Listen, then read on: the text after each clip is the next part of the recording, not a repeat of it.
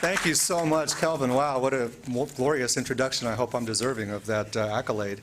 Maya, thank you for getting us started and for all that you do. And good evening, everybody. What a dynamic and impressive audience. Thank you for coming out to join us tonight for this inspiring awards program. I feel very privileged indeed to be in the presence of such greatness in energy, in spirit, and in goodwill. Now, I have the distinct honor and privilege of presenting this evening's first Asset Building Champions Award to a great American, U.S. Congressman Luis Gutierrez of Chicago. He's a true friend of our cause and of our growing constituency across this nation. Let me tell you a little bit briefly about the Congressman. Now in his 12th term, Congressman Luis V. Gutierrez is the senior member of the Illinois delegation to the U.S. House of Representatives. He's an experienced legislator and an energetic spokesperson on behalf of his constituents in Illinois' 4th District, located in the heart of Chicago. His constituents first elected him way back in 1992. It's hard to believe how time flies. Representative Gutierrez is a nationally recognized leader for his tireless efforts championing issues of particular importance to Latino and immigrant communities and populations all across the country.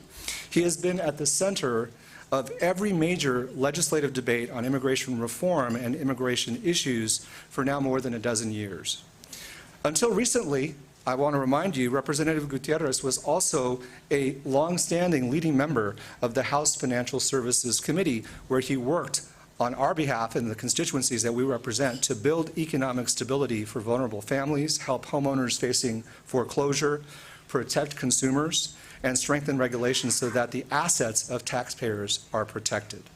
Please join me in a rousing welcome and a note of appreciation to our special guest, the Honorable Congressman Luis Gutierrez.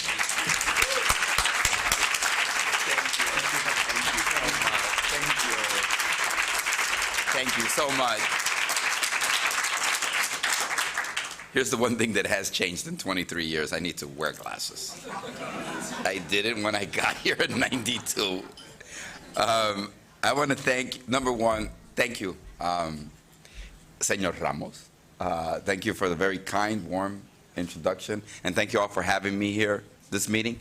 I want to start by thanking the people that are serving us here tonight, starting with Noel, who's over here. He's doing, didn't he? That's some good food. Take him home. Gracias, Noel. And all of the other wonderful people that are working here tonight. And, you know, they prepared the place for us, and they'll clean it up after we leave, and they serve us in between. They do great work that are going to allow us to enjoy this evening. I put my glasses back on. And I want to thank you to the Center for Global Policy Solutions for including me among these wonderful, great honorees and giving me a chance to address you. People know me as the immigration guy. Always out there around the country talking on TV about immigration and treating immigrant families fairly.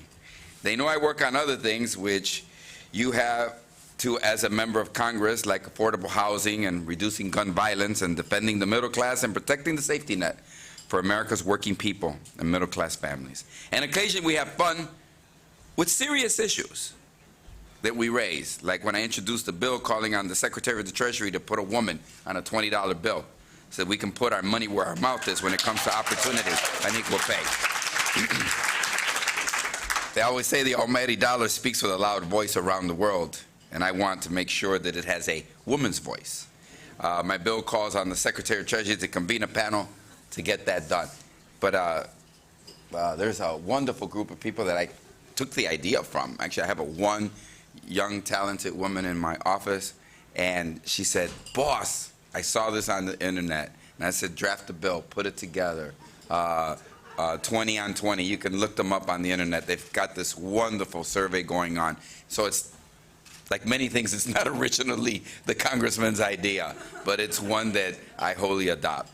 And you know, I like to come to conferences like this and gatherings like this because you have such a diverse group of people to identify solutions to obstacles that we all find in our diverse communities, about consumer protections and ensuring Americans get a good mortgage and stay in their homes while we debate Dodd-Frank legislation and Consumer Financial Protection Bureau.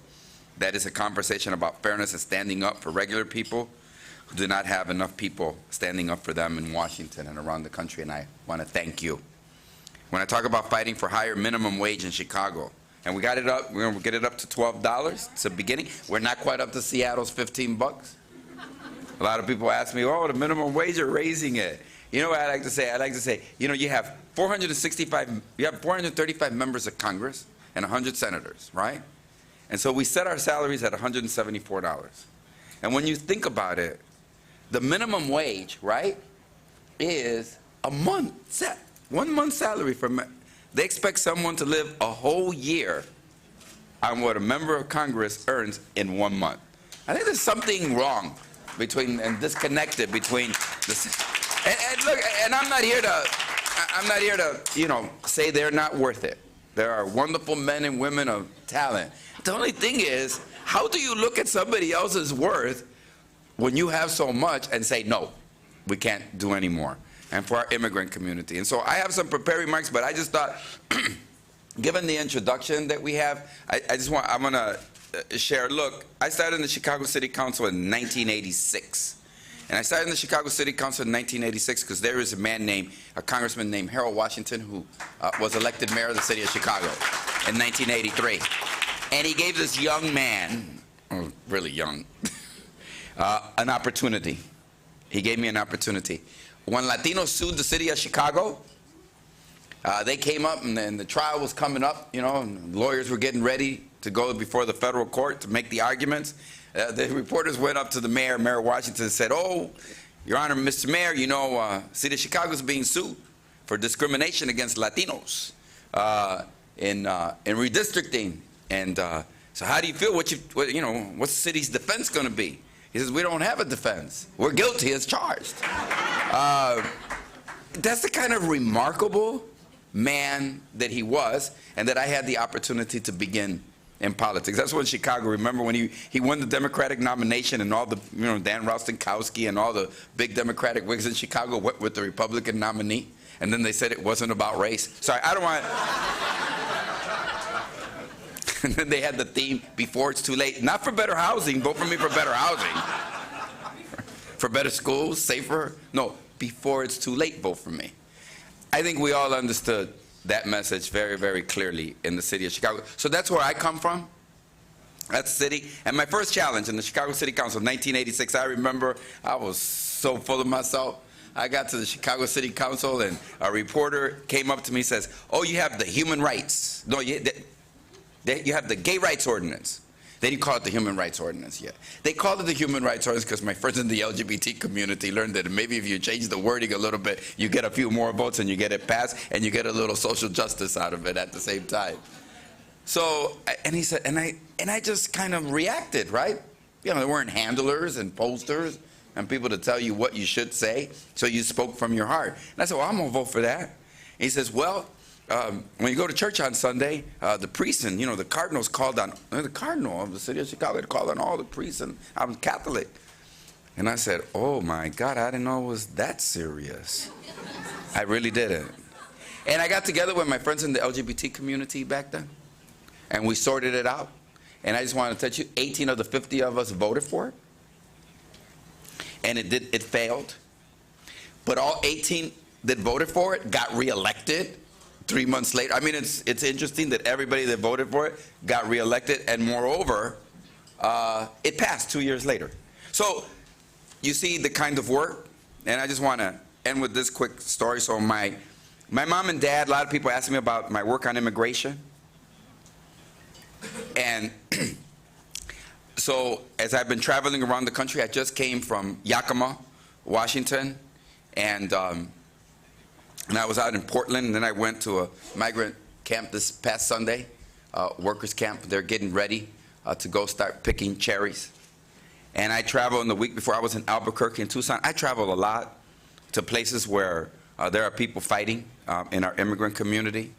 And I've learned that foreign hands are going to pick our food in America, or they're going to pick our food in foreign lands. I'd rather they pick it here, but that we treat those people that pick our food and make us such a strong economy decently and well. And so people say, but Luis, you're Puerto Rican. Puerto Ricans are citizens of the United States, have been citizens since 1917. Why? So I just want to share with you quickly that, my mom and dad, they came in 1952. My mom was 17 years old. She had a 6th grade education. My dad, 9th grade. He was 20. They had absolutely no hope for a better future on the little island of Puerto Rico, none. It was after World War II. They had nothing. Agriculture was dying, and there was somewhat of an increase, but there was nothing for them. So what happened was, between 1950 and 1960, 600,000. When you consider an island of 3 million people, you got to consider what 600,000 is. Left in a decade. And, probably no surprise to people in this room, when they all showed up in New York, there wasn't like this welcome mat said, what a great idea, you all showed up. They said that they were going to undermine civil society, that there was a criminal element to us, to my mom and my dad. That's what they said. They said that, we were coming to get on the public dole. Well, welfare is just better. This all happened in New York City at the beginning of the 1950s. And then they said, is there anything we could do to stop them? They actually called the governor of Puerto Rico and said, you got to stop saying they're bringing tropical diseases. Right? Citizens of the United States, but just the ignorance of it all. But you know what? We didn't look American. The language, my dad didn't speak any English. Neither did my mom. They didn't have a code. They knew nothing about the United States of America other than, right, this is the place where I'm going to have a better opportunity than where I came from. It's that humanity moving, right, always looking for a better opportunity. That's what we do. Some of us move willingly, and some of us, unfortunately, history has shown, move because we're forced to. And so when I look at my mom and my dad, I say, man, there wasn't anybody to stand up for them. And say, that's wrong. But I was really lucky because they arrived in '52. So they arrived when the civil rights movement in the United States was really gathering strength and momentum. And the Reverend Dr. Martin Luther King and a woman out in Birmingham said, I'm going to sit wherever I want on the bus. And so I was born in '53. So even though they arrived here looking for, there was another fight going on. That fight led to a Civil Rights Act in '64. And for me, and the reason I have this microphone, a Voting Rights Act the next year. And because of that Voting Rights Act, the mayor of the city of Chicago, how many years later, we got to go to court using that Voting Rights Act of '65. I was only 12 years old. And so the fight for my mom and my dad and for people like them was given voice and given power, because there was another fight in America that allowed me to have this microphone, to join the Congress, first the Chicago City Council, where we sued. And then they settled the case on the congressional district right away in '92. And wasn't it interesting that Harold Washington came, only spent 2 years here, but he amended the Civil Rights Act, the Voting Rights Act, so that you didn't have to prove malice and forethought. You didn't have to prove they were conspiring to discriminate. You just had to prove, right, that it was discriminatory and that it debilitated the voting rights. So I've come here tonight to say, look, I take my responsibility seriously, and when I'm given a podium and the ability to speak to people, I know that churches were burned. People were martyred in this country, dogs, the brutality of the civil rights movement and everything that, and I also learned one other thing as I fight for, is that, when a human rights struggle, a civil rights struggle, has to be independent of political parties. I know, everybody's the party. Can you imagine? There wouldn't have been a march on some if how's it going to look for the, midterm elections for the Democrats? Should we march? Martin Luther King, everybody knows the Kennedys called him up and said, really, do you got to do that march on Washington? That's not good. You need to have your movement separate and independent of political structures, because political structures may not all the time be in sync and have your best. And I learned that. So I came here tonight to say, look, I am, like the American child, right? But I'm also the beneficiary, right, of so much work and so much sacrifice. And we should remember that as we move. A lot of people died. A lot of people gave their children were killed in churches that were bombed. A lot of people died. A lot of people were lynched so that we could have the ability to have this microphone. I acknowledge that, so I thank them. So all I'm trying to do is pass it on, making, we fought, we had an Emancipation Proclamation, we amended the Constitution, the 14th Amendment, and I just want to make sure that everybody who sacrificed so much for that 14th Amendment, that if you're born here, you're a citizen of the United States, that we respect all of that fight and all of that struggle. That's what makes us, I believe, a great country. And I want to thank you all for the wonderful acknowledgement here tonight. Thank you so much.